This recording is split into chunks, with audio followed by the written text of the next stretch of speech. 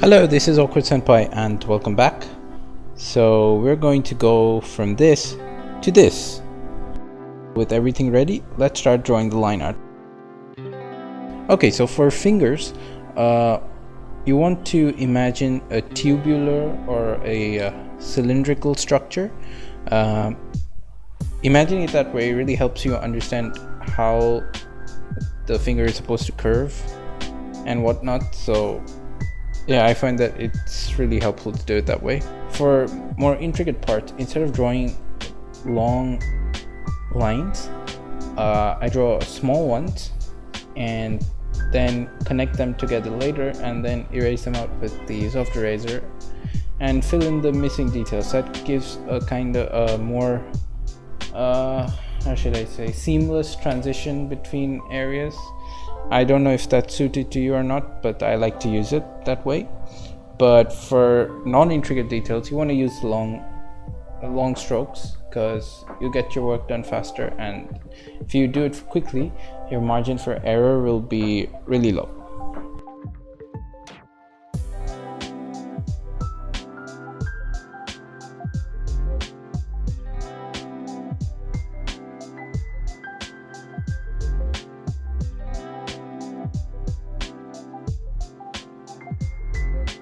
Until recently, I used to color the eye hollow, but just recently I've started to sketch the insides of the eye, the pupil and some areas of it, because I think it gives a better finish towards the end when you paint over it. But this one is up to your preference if you really want it or not.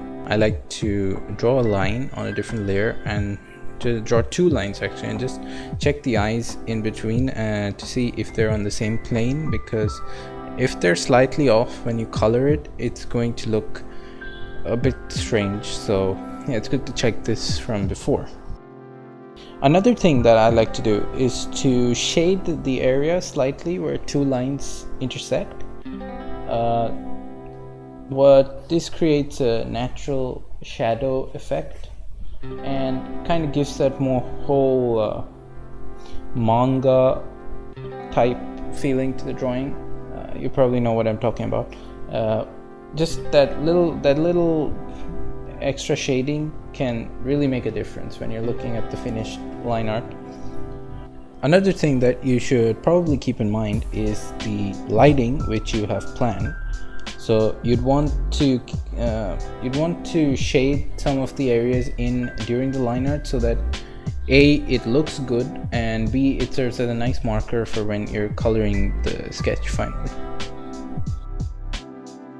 Okay, so here's a part that, as I mentioned before, you should have the hairstyle kind of mapped out, because when I started drawing the hair for this picture, I jumped a lot between an open hairstyle and hair up hairstyle, I guess, and it leads to a bit of confusion as to like when you're sketching, so you're not sure exactly. So if you have a clear picture in mind from before, it makes this step a lot quicker and a lot less confusing.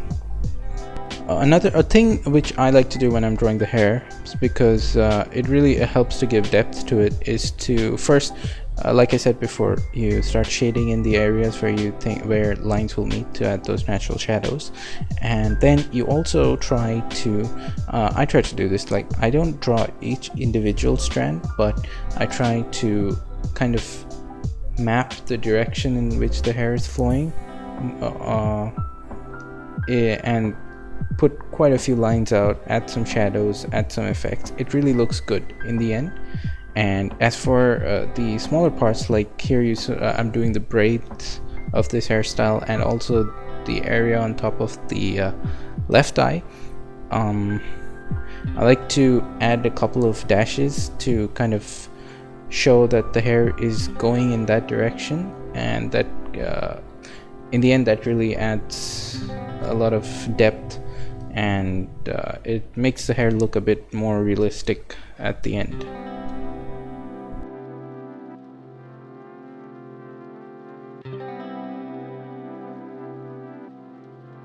Remember that you could always use the transform and the lasso functions to move parts of the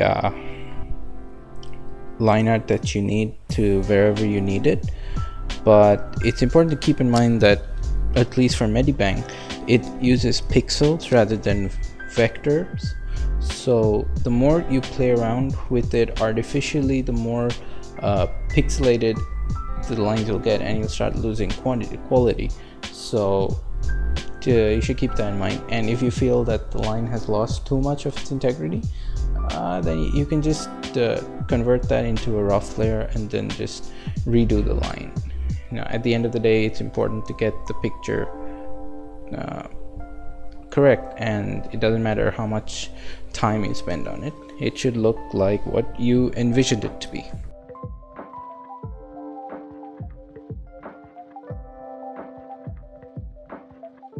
Now, ideally, you'd want to do the entire line art for the face and the neck first, because that kind of gives shape to the picture. But what I did here was my hairstyle kind of covers most of the neck, so I wanted to shape the hairstyle first and then the neck. So it's preference based, but yeah, if you have the neck before you start drawing anything else, you have a nice structure which you can follow.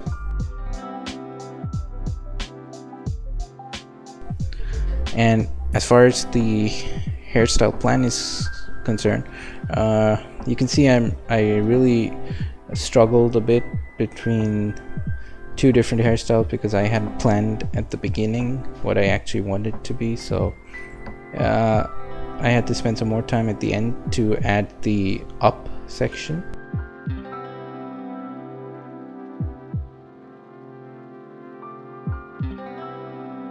Nothing much to say about clothes actually, because you'll mostly be following your sketch, or yeah, it's good to have the reference around, but yeah, your sketch should have taken care of most of it, so you just draw properly over it. And remember to add in shadows in areas like the underarms and any places where skin is supposed to be scrunched up.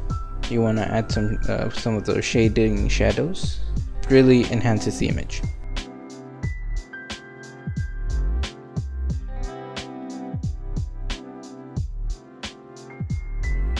So with that, the line art is complete and we can move on to coloring. So I'm still working on the coloring videos with the voiceovers and whatnot, so I'll probably upload it in a couple of days, in a day or two. So if you want to stay in the loop, please subscribe and like the video. Hopefully I'll have some more guides and things for you in the near future.